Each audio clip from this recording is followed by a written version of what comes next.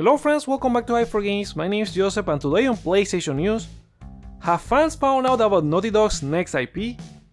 Returnal PC version has been spotted, Microsoft and Sony have inked a new Call of Duty deal, the Silent Hill 2 remake seemingly leaks, and more. Let's get into them. Have fans found out about Naughty Dog's next IP? Naughty Dog Central has reported on fan theories that have sprouted after the release of The Last of Us Part 1. Some pictures found in the remake and Part 2 show a lady with a unicorn that seems to point out Naughty Dog's next game could have a fantasy setting. Studio co-president Neil Druckmann confirmed back at Summer Game Fest that he is working on a new project, but still too early to talk about. This wouldn't be the first time the studio has done this, as newspapers from Uncharted 3 teased the original The Last of Us back in 2011.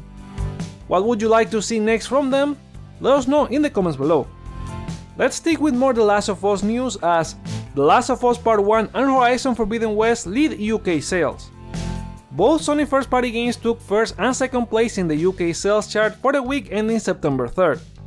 Horizon at number 2 had been in the top 10 for several weeks now, even cracking the top spot 3 times in a row, losing last week to Saints Row and this week to The Last of Us. Meanwhile, Naughty Dog's remake physical sales narrowly took the top spot, even though selling half the amount of units from last week's number 1, Saints Row. It could be the remake is not having a good start in sales, but we also have to consider it's a PS5 only game in contrast to Saints Row being multi-platform. Did you pick up the game over the weekend? Sound off in the comments. Not everything from The Last of Us is good news though. Firefly Editions for the game have arrived in a bad state to customers. The Last of Us $100 Firefly Edition has been out of stock ever since the remake was announced, and a restock on Friday gave users some hope to snag one, even though it also led to scalpers selling it for around $600. Some users have already received their copy, and it's not good news as it has arrived in a damaged state due to a lack of protection in transit. To make it even worse, Sony doesn't seem to have extra units for replacement, only dealing with the issue by providing users a 20% discount code for their next purchase at PlayStation Direct. Very unfortunate news, and what a shame, Sony.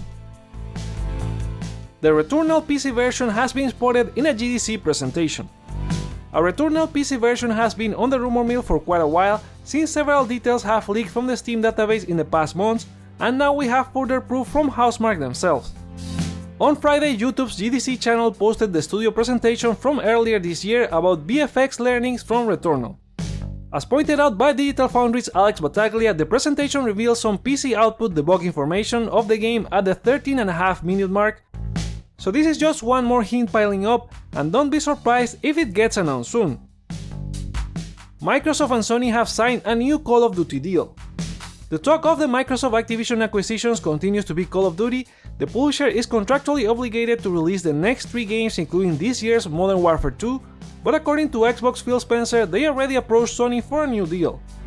Speaking with The Verge, Spencer said they provided a new deal in January for a feature and content parity for at least several more years beyond the current contract. A deal he cited was, and I quote, well beyond typical gaming industry agreements. Sony has shown concern about the game being on the Xbox lineup, and the ambiguity of the contract probably didn't help.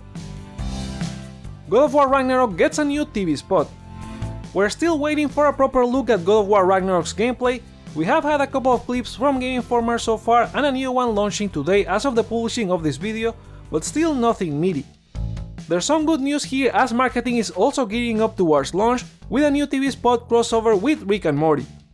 Community manager Blue Alls also revealed on Santa Monica's Discord they have things coming prior to the game's release that will blow people's minds. So I guess we'll just have to wait and see if that rumored PlayStation showcase happens this month. What do you think? Several Silent Hill leaks appear online.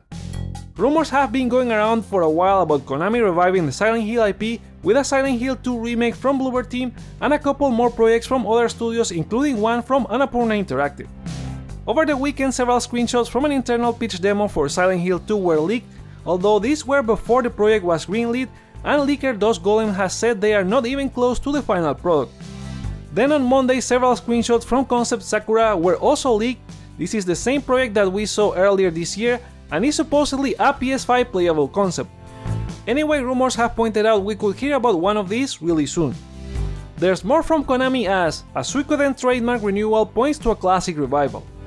Konami teased a Tokyo Game Show game reveal for a quote-unquote World Love series last week, which VGC confirmed is not Castlevania, Metal Gear or Silent Hill.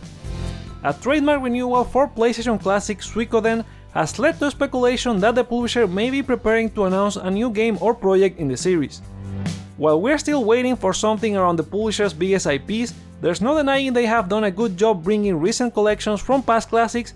Maybe this will be the latest one. We'll know for sure after the publisher presentation on September 16. Supermassive Games have started development for their next game. After delivering The Quarry and while getting ready to release The Devil in Me, Supermassive Games are hard at work on their next project. Studio director Will Biles provided an interview with VGC saying their next game is the same sort of horror genre and equivalent in size to The Quarry. He also hinted they could stray from the teen horror genre or the different horror genres offered in the Dark Pictures games, but still remain classic horror and may not be far away with a possible release in 2025 or 2026.